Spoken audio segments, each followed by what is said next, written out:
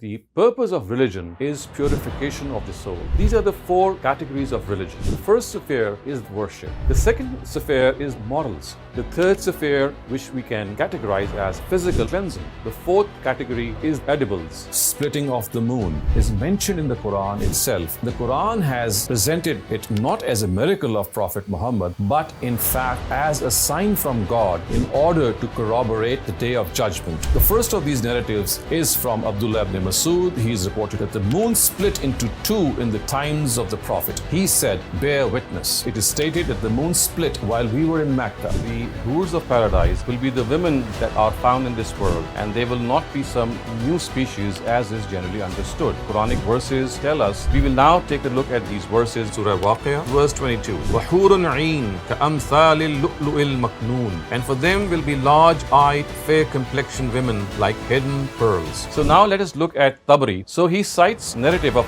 Salama and says, "Old women of this world with disheveled hair and inflicted eyes who would be made virgins."